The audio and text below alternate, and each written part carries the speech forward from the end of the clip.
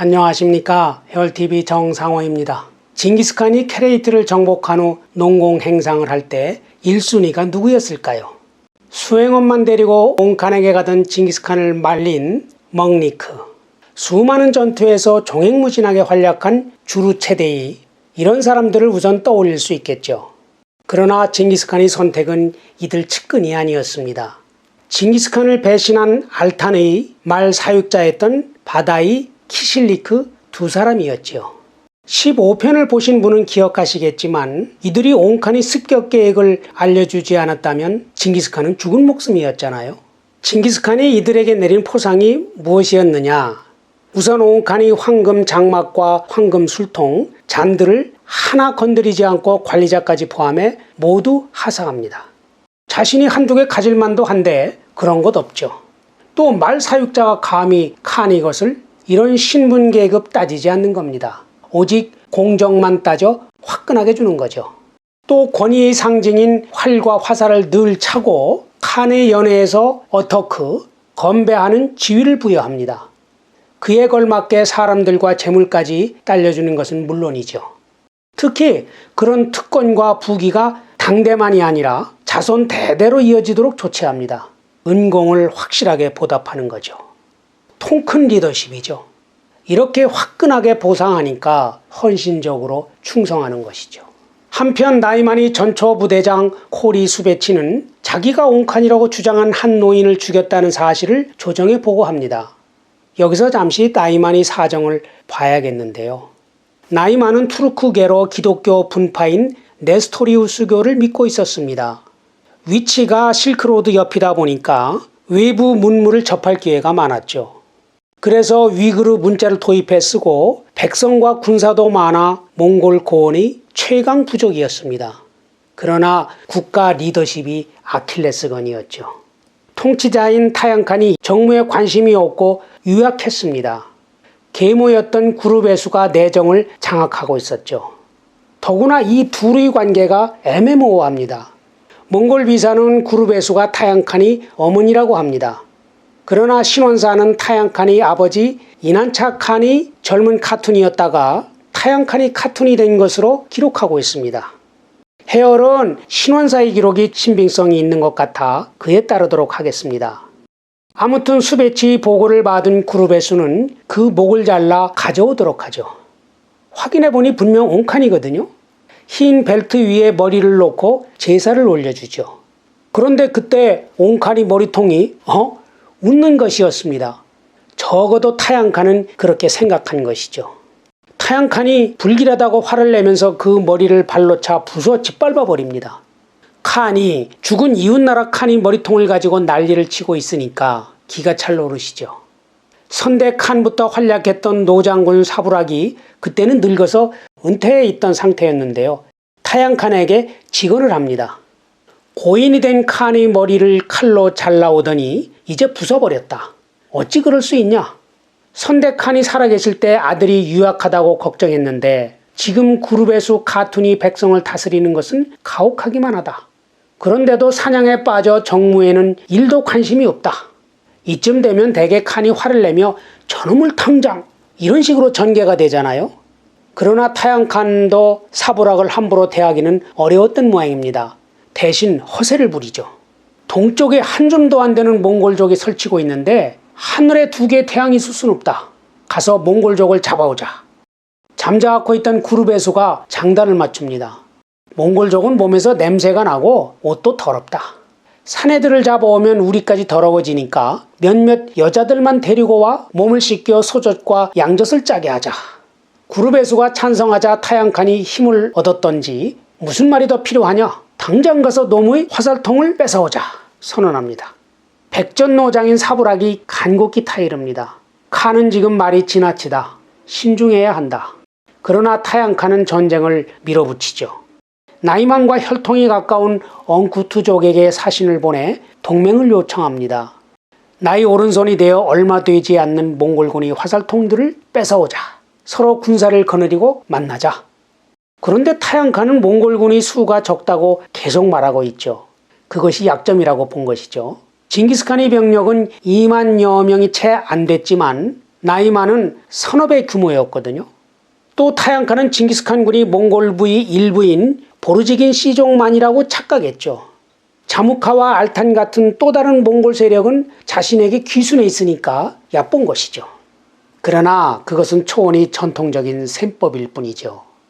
징기스칸 군은 부족과 씨족에 관계없이 징기스칸이 비전과 매력에 끌려 화학적으로 뭉쳐 있었잖아요. 타양칸 같은 방구석 칸의 머리로는 상상할 수 없었던 거죠.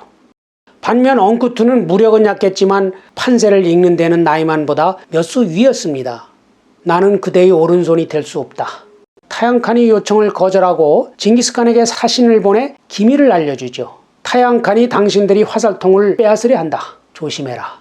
그때 징기스칸은 대규모 사냥 네르제를 하고 있었습니다. 언젠가는 나이만과 승부를 겨뤄야 한다는 것은 알았지만 선빵을 당하니까 당황스러웠겠죠.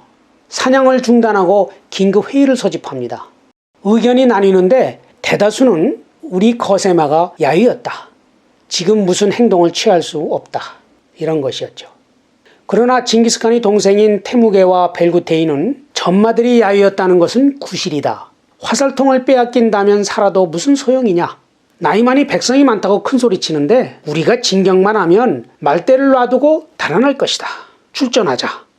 강경합니다. 징기스칸은 동생들의 의견을 따르죠. 칼가강의 어르노우 언덕 주변으로 이동해 말대를 놔 풀을 먹이면서 전투 준비에 들어갑니다. 이때 징기스칸은 통상의 전투 준비와 별도로 몽골의 사회 군사 시스템을 근본적으로 바꾸는 혁명적인 조치를 취합니다. 훗날 국가 경영의 핵심 축이 되는데요. 몽골 민족을 탄생시키고 세계를 정복하는 원동력이 되죠. 첫째는 군과 사회 행정 체제를 십진법 피라미드 구조로 된 천호제로 재편합니다. 그동안 유목사회는 부족이나 씨족 단위로 생활해 왔습니다. 그러다 보니 경제 생활권이 확대되기 어려워 여차하면 약탈에 의존할 수밖에 없었습니다. 특히 전투 시에 부족과 씨족의 이익을 앞세워 신속하고 통합적인 대응이 어려웠고 패하면 결집력이 쉽게 무너지곤 했죠. 그래서 원래 유목민들의 흉노 때부터 비상시에 십진법으로 군을 편성하는 전통이 있었습니다. 그것을 징기스칸이 효율적으로 재창조한 것이죠. 일반적으로 전쟁이 임박해서 시스템을 바꾸면 오히려 혼란이 일어날 수가 있잖아요. 그럼에도 징기스칸이 새 시스템을 도입한 데는 이유가 있었습니다. 이미 징기스칸이 그런 원칙으로 울루스를 운영해왔던 것이죠. 계급과 혈연 차별을 없애 능력대로 사람을 기용하고 누구나 실력만 있으면 사다리에 올라탈 수 있게 하면서 그 효과를 직접 확인했거든요. 그렇다고 나고자나 굶는 사람도 없었습니다. 어린이나 노약자를 빼고는 모든 사람이 근대 시민군과 같은 평등한 전사였죠. 생활력이 없거나 전투 유공자의 가족은 울루스에서 책임을 졌습니다. 천호제의 열개는 이렇게 되죠. 기본 단위가 아르반, 10호, 10명이 전사로 이루어지죠. 아르반이 10개 모이면 자우트, 100호, 자우트가 10개 모여 민간, 1000호, 민간이 10개 모이면 투맨, 만호, 만명의 전사입니다. 깔끔하죠. 다시 강조하지만 이 단위들을 구성할 때 씨족이나 부족은 고려 대상이 아닙니다. 각 단위의 기능성과 효율성이 우선이죠. 자연스레 부족과 씨족이 해체되고 전체가 징기스칸 울루스로 통합되는 결과가 되는 거죠. 전사들은 기병의 원칙이고 무장도 동일합니다. 한 사람이 대여섯 마리 말을 운용하고 활이 오늘날 소총처럼 기본 무기죠. 추가로 백병전에 대비해 장대, 창, 칼, 철퇴도 다룹니다. 기능과 신분에 따라 무장이 달라지는 다른 나라 군대와 다르죠. 멀티플레이어인 거죠. 천호제는 일사불란한 것도 강점이지만 진짜 위력은 운영 소프트웨어에 있었습니다. 신분이 귀천을 묻지 않고 철저하게 능력을 기준으로 했거든요. 목수와 대장장이도 10호장이나 100호장, 1000호장을 할 수 있었습니다. 조직의 장이 능력 없다고 판단되면 그 안에서 다른 사람으로 교체했고요. 조직의 운영은 연대 책임이었습니다. 예를 들어 공격이나 퇴각할 때 앞의 병사가 무기나 짐을 땅에 떨어뜨리면 뒤에 가던 병사가 그것을 주워야 했죠. 그렇지 않으면 벌을 받았죠. 둘째는 캐식텐이라는 엘리트 사관 조직을 만듭니다. 한을 24시간 지키는 호위대인데요. 천호장과 백호장 또는 평민이 자제 중에서 재능이 있고 신체 건강한 청년 150명을 선발했죠. 훗날 이 캐식대는 인원이 만여 명으로 확대되는데요. 업무도 요리나 통역 등으로 다양화됩니다. 전시에는 지휘관이 되는 것이고요. 원래 이들은 인질의 성격이 있었습니다. 그러나 징기스칸은 독창적인 발상으로 오히려 국가 수호의 전위이자 통합의 촉매로 이들을 양성하죠. 이 점이 놀라운 거죠. 우선 이들을 정예화했습니다. 특히 근접전에 강했는데요. 세계정복 때 몽골의 최정예 부대로 극강의 전투력을 발휘해 유럽을 공포로 몰아넣죠. 일개 병사도 천호장과 동등 이상의 지위를 부여받았고 친위대원들은 최고 의사결정기구인 쿠릴타이의 구성원이었습니다. 자, 이렇게 징기스칸은 몽골 울루스의 대대적인 개혁을 마치고 1204년 4월 나이만으로 진격합니다. 여기서 징기스칸이 황금 성공 법칙을 또 찾는데요. 8번째, 통합 능력입니다. 배움은 없지만 경험에서 얻은 지식들을 독창적으로 통합해 제도화했다는 것입니다. 잠재력을 극대화하고 지속 가능성을 확보한 거죠. 그런 통합 능력 덕분에 몽골을 통일하고 적은 인구로 세계를 정복할 수 있었던 거죠. 끝으로 하나 더 말씀드리고 싶은 게 있는데요. 중국 한족을 정복했던 여러 민족 중 오직 몽골만이 지금까지 정체성을 유지하고 있다는 사실입니다. 그만큼 몽골 사람들의 연대 의식이 강한 것이죠. 크게 보면 징기스칸의 통합 능력이 그 원천이 되지 않았을까 하는 생각을 해봅니다. 준비된 영상은 여기까지입니다. 고맙습니다.